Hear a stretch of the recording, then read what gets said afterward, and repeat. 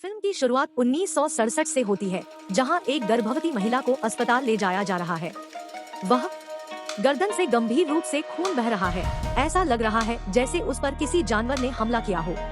Doctor आपातकालीन C section करते हैं और बच्चे को बचा लेते हैं, लेकिन दुख की बात है कि महिला की मृत्यु हो जाती है। फिर दृश्य 30 साल बाद में बदल जाता है और हमारा परिचय डेनिस नाम के एक युवक से होता है, जो अपनी गर्लफ्रेंड के साथ कार में है। वह उसे कहीं स्थित एक भूमिगत नाइट क्लब में ले जाती है, लॉस एंजल्स में। जैसे ही वे क्लब में प्रवेश करते हैं, हर कोई डेनिस को घूरने लगता है। खौफनाक तरीका। तभी वहां मौजूद स्प्रिंकलर खून की बौछार करने लगते हैं। पार्टी में शामिल सभी लोग इसका आनंद लेते हैं और खुशी से झूम उठते हैं, लेकिन डेनिस घबराहट की स्थिति में आ जाता है। तभी हमें एहसास होता है कि क्लब के अंदर सभी लोग वास्तव में पिशाच है।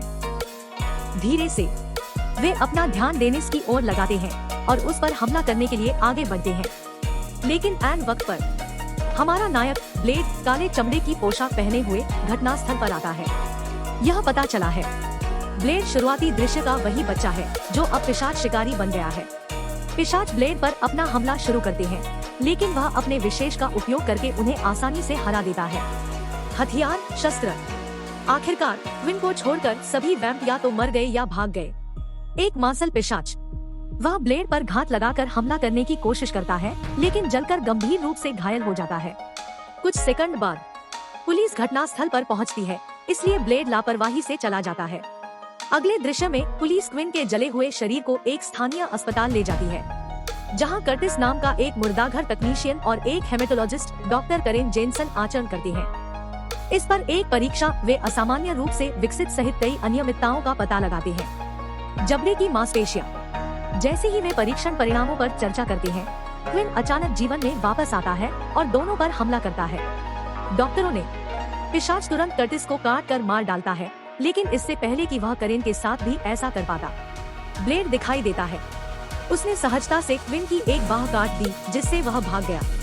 ब्लेड फिर करेन को एक सुरक्षित घर में ले जाता है, जहां उसका पुराना सहयोगी अब्राहम विस्लर देखभाल करता है।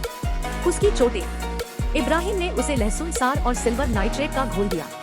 उसके ठीक होने की संभावनाओं के बारे में सतर्क आशावाद व्यक्त करते हुए उनका अनुमान 50/50 पर लगाया। अन्यत्र हम पिशाचों के एक समूह को अपने साथी सदस्यों पर ब्लेड के हालिया हमले के बारे में चर्चा करते हुए देखते हैं। डेकोन फ्रॉस्ट नामक युवा पिशाचों में से एक चाहता है कि पिशाच मनुष्यों पर एकमुश्त शासन करे और बस उन्हें भोजन के स्रोत के रूप में उपयोग करे, जबकि ड्रैगनेटी नामक एक वृद्ध पिशाच इसे पसंद करता है। शांतिपूर्ण सहअस्तित्व बनाए रखना। ड्रैगनेटी को फ्रॉस्ट पसंद नहीं है, क्योंकि वह शुद्ध रक्त का नहीं है, क्योंकि वह केवल दूसरे के काटने से पिशाच बन गया। अगली सुबह करेन उठता है और सुरक्षित घर के चारों ओर घूमता है। इसके दौरान वह इब्राहिम को ब्लेड में कुछ रक्त सीरम का इंजेक्शन लगाते हुए देखती है। बाद में अब्राहम बताते हैं कि वह और ब्लेड पिशाचों के खिलाफ गुप्त युद्ध लड़ रहे हैं। हथियार उनकी मौलिक कमजोरियों पर आधारित होते हैं, जैसे सूरज की रोशनी, चांदी और लहसुन। जैसा कैरेन अब एक पिशाच के दंश से पीड़ित है, वह और ब्लेड दोनों उससे शहर छोड़ने का आग्रह करते हैं। बाद में करेन अपने अपार्टमेंट में जाती है और अपना सामान पैक करना शुरू कर देती है। जैसे ही वह जाने की तैयारी करती है, उसका सामना क्राइगर नाम के एक पुलिस अधिकारी से होता है, जो एक पिशाच का स्वामित्व वाला मानव गुलाम है। क्राइगर उस पर हमला करने की कोशिश करता है, लेकिन ब्लेड एक बार फिर उसके बचाव में आता है। वह सहजता से वश में कर लेता है।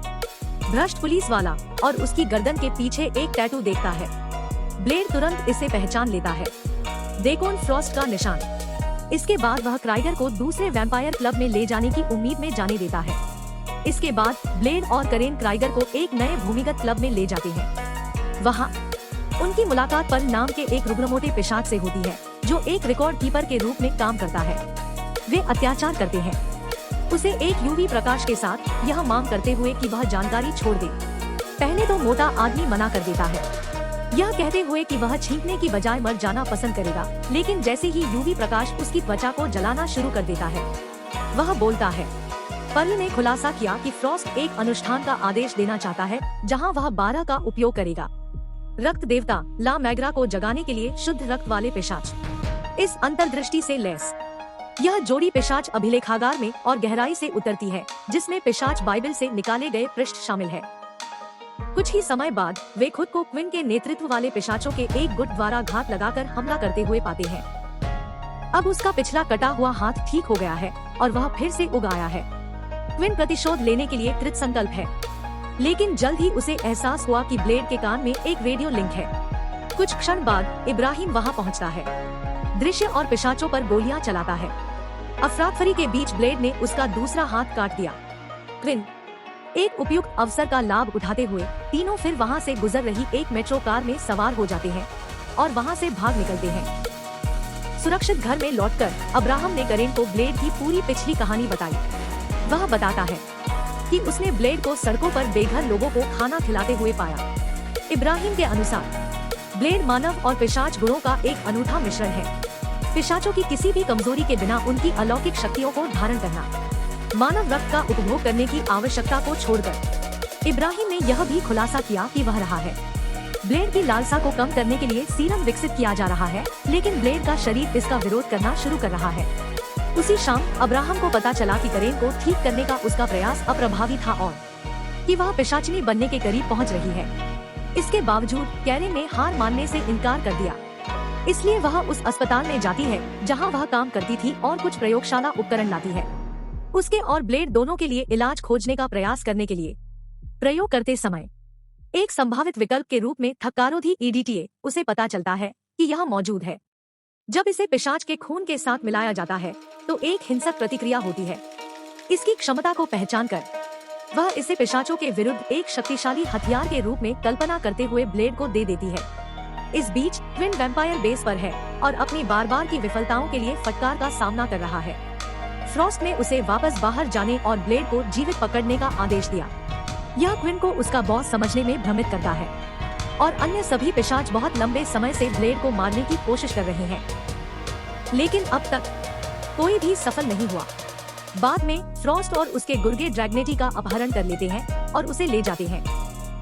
सूर्योदय से ठीक पहले समुद्र तट पर उन्होंने फ्रॉस्ट के समय बड़े पिशाच के दांतों को जबरन उखाड़ दिया और उसका गिरोह खुद को सनस्क्रीन, काले कपड़े और मोटरसाइकिल हेलमेट से बचाता है।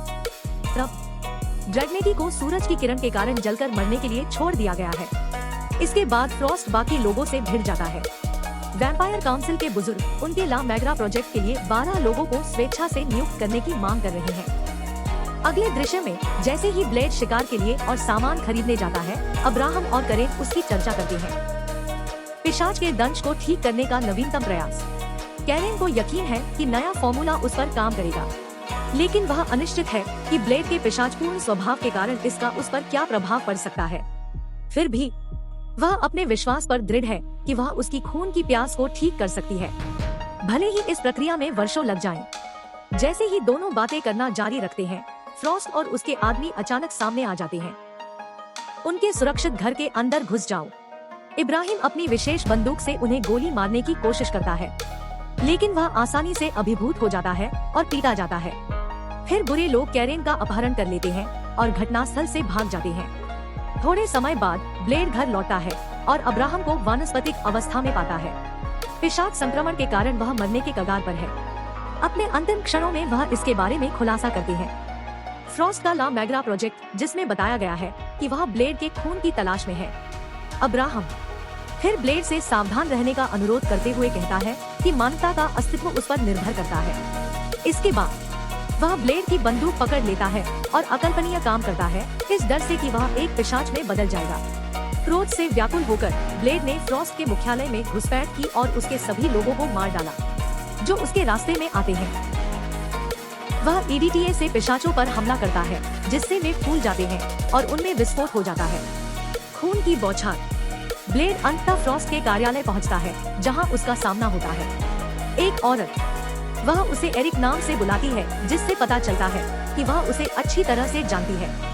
तब एक चौंकाने वाले रहस्योद्घाटन में हमें पता चला कि वह महिला कोई और नहीं बल्कि ब्लेड की मां है, जिसका पिशाच के रूप में पुनर्जन्म हुआ है और वह फ्रॉस्ट की सेवा कर रहा है, जबकि ब्लेड का ध्यान भटक जाता है। इस रहस्योद्घाटन के बाद फ्रॉस्ट और उसके लोग सामने आते हैं और उसे बंधक बना लेते हैं। यह इस समय है जब फ्रॉस्ट खुद को उस पिशाच के रूप में प्रकट करता है जिसने उसकी मां को उस समय काट लिया था जब वह गर्भवती थी। इसके बाद ब्लेड और करेन को एक अंधेरी कोठरी में कैद कर दिया जाता है। इस दौरान ब्लेड करेन से पूछता है कि क्या उसने एक चमत्कारिक इलाज के साथ अपना प्रयोग पूरा कर लिया है। जवाब में वह बताती है कि इलाज सफल होने पर संभवतः उसकी सारी ताकत और उपचार शक्तियाँ छीन ली जाएंगी, तथापि यह उसकी खून की प्यास को भी शांत कर देगा और प्रभावी रूप से उसे एक पूर्ण मानव में बदल देगा। कुछ ही समय बाद ब्लेड को वश में कर लिया गया और उसे मंदिर में ले जाया गया। इटर्नल नाइट जहां फ्रॉस्ट ला मैग्रा के लिए आह्वान अनुष्ठान करने की योजना बना रहा है। इस दौरान करेन को उसके पूर्व सहकर्मी कर्टिस द्वारा निगलने के इरादे से एक गड्ढे में फेंक दिया गया है, जो अब एक विकसित ज़ोंबी जैसे प्राणी में बदल गया है। कर्टिस ने एक लॉन्च किया, उस पर हमला होता है, लेकिन करेन जवाबी कार्रवाई करने में सफल हो जाती है और किसी तरह उसे गड्ढे से बाहर निकालने का प्रयास करती है।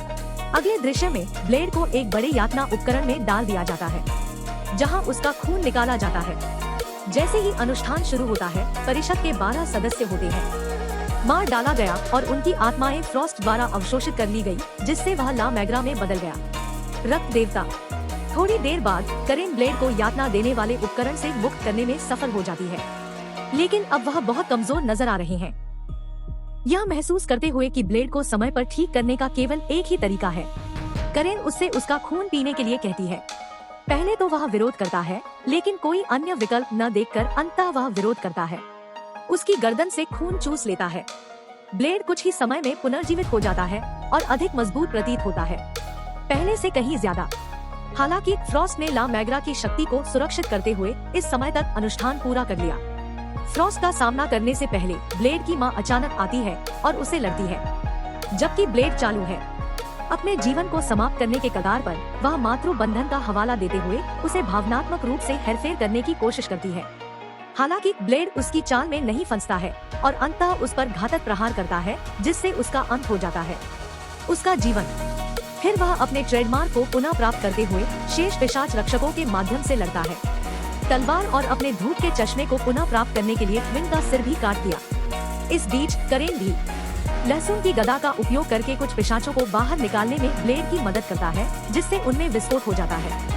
थोड़ी देर के बाद अंततः ब्लेड का फ्रॉस्ट से आमना सामना होता है और दोनों के बीच तीव्र युद्ध शुरू हो जाता है। तलवारें प्रभावशाली परिशुद्धता के साथ टकराती हैं। जैसे ही ये युद्ध में संलग्न होते हैं, एक बिंदु पर ब्लेड ने फ्रॉस्ट की बाह को काट दिया और उसे आधा काट दिया, लेकिन रक्त देवता के शरीर को पुनर्जीवित होने में कोई समय नहीं लगता है। जब कुछ भी काम नहीं करता, ब्लेड PDTA शीशियों के पैकेट को पकड़ लेता है और प्रशासन करते हुए उन सभी को फ्रॉस्ट की ओर फेंक देता है। उसके शरीर पर कई इंजेक्शन लगाए गए। योजना काम करती है और EDTA की अधिक मात्रा के परिणामस्वरूप फ्रॉस्ट का शरीर सूज गया और खून की भारी बौछार के साथ फट गया, जिसके परिणामस्वरूप अंततः उसकी मृत्यु हो गई। इस घटना के बाद करेन ने ब्लेड को ठीक करने का प्रस्ताव रखा, लेकिन उसने मना कर दिया, यह तर्क देते हुए कि फ्रॉस्ट की मृत्यु के बावजूद वहाँ और भी कई पिशाच हैं। उसे उन सभी को समाप्त करना होगा। ब्लेड उससे कहता है कि अगर वह सचमुच उसकी मदद करना चाहती है, वह सीरम का एक उन्नत संस्करण बना सकती है, ताकि वह पिशाचों के खिलाफ अपना अभियान जारी रख सके। अंतिम अनुक्रम में हम ब्लेड को मॉस्को में एक पिशाच का सामना करते हुए देखते हैं। अगर वीडियो पसंद आई तो लाइक कर देना, चैनल को सब्सक्राइब कर देना। मिलते हैं अगले वीडियो में। धन्यवाद।